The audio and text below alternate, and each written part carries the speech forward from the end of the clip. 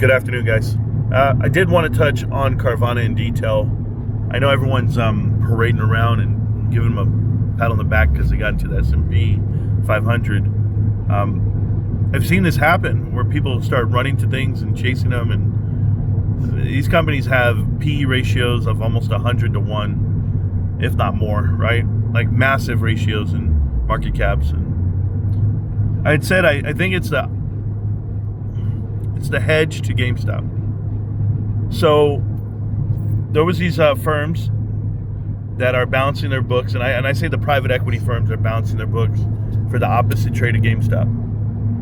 And right now, private equity, they actually hold their own book.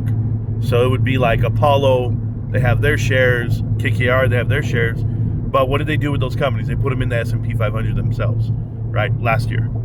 So if their balance sheet was heavy, their own stock, great, then they're just sitting on it. And that's the leverage they have. But let's go to the other side of it. What about their general partners? What about the funds that they have?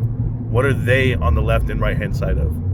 So if you were AMC heavy, if you were Bed Bath & Beyond heavy, if you were an Open Door or Unity, whatever the hell they are, because they mysteriously, private equity stocks find a way to be front and center of meme stock movement talk, and because they utilize Reddit and Twitter and Google and everything else, right? So we know this part of it. And what I'm telling you, when I saw Carvana get announced to the S&P 500 yesterday, I was like, oh God, it's almost just like Palantir, where you have a sheet that's upside down, and then out of nowhere, it goes positive, which is fine. You can go positive, I don't care. And when I say almost like Palantir, only because Palantir was such a splash in the pan from the moment it got announced, right? But it's kind of funny to me that Carvana has 6 quarters of earnings that are in the positive, and then boom, they're in.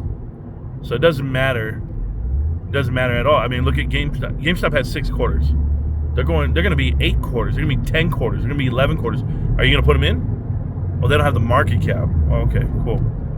So yeah, when the price is suppressed, they don't have it. But should it be? Somebody like Carvana trading 40 times book.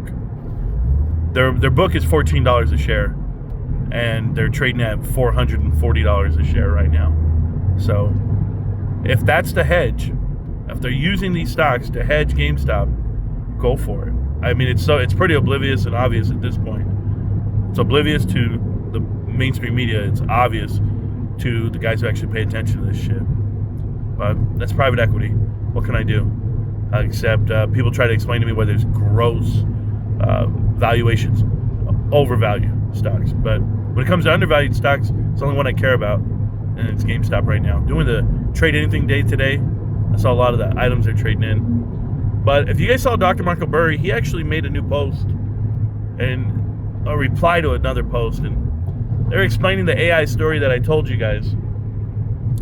The AI story that I told you guys was this, that those components and those items that they're building become obsolete as they build another one. So for everyone rushing to the table to buy the newest AI chip, NVIDIA's creating another product 6 months right behind it.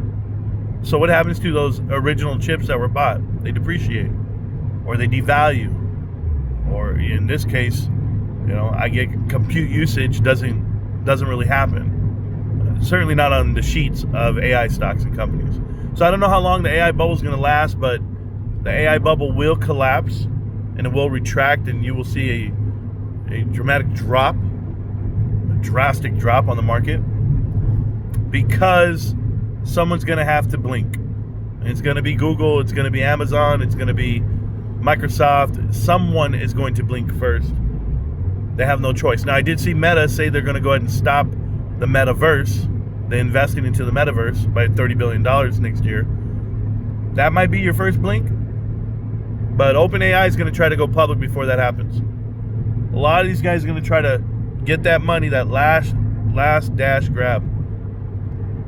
Executives make money. Insiders make money. All the billions and billions of dollars. And then they get to collapse and file for bankruptcy and find out the devalued chips are worth nothing. But here's why I tell you this. Because this market, it allows it to happen. no one really gets in trouble. It's like the housing crisis. Banks go belly up. Did it really matter? Everybody got new jobs. Then when they got hired by new places, and nobody went to jail. They just say, oh yeah, we lost all that money. What'd they lose? Pension plans, teacher funds, retirement plans, all that. Well, that's what's tied up in AI stocks right now. I talked to 3 professionals this week, and what did they say? Invest your money in the AI stock, all your retirement money. Do this, do that. Just go for it. It's a boom. You can't lose. You're in it. You're in the best side. You're on the top side. Straight, stat bro talk.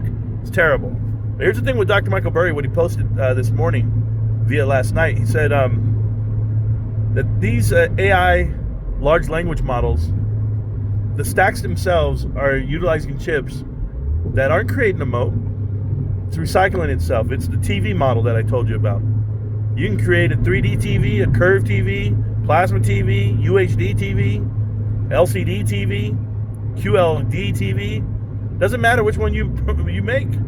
People are going to buy the best TV on the market for the cheapest price later, because as the technology gets better, the cost comes down. So your valuations come down. Everyone out there, say it with me. Valuations come down.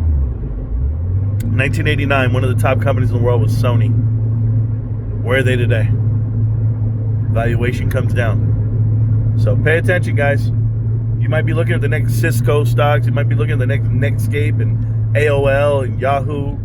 That's who's handling AI right now. I'm not worried about it. I'm not worried about it, because when everyone was dealing with compute speed, remember Pentium? I'll tell you the story of growing up. It was Pentium chips in the 90s, and they were looking at computers, and no one was paying attention to the internet. They were just looking at computers and speed. There was this thing called the internet, and they were laying out fiber optics and doing everything, and that was costing money. Well, guess what now? Now the AI is here, and you have your chips that everyone's paying attention to.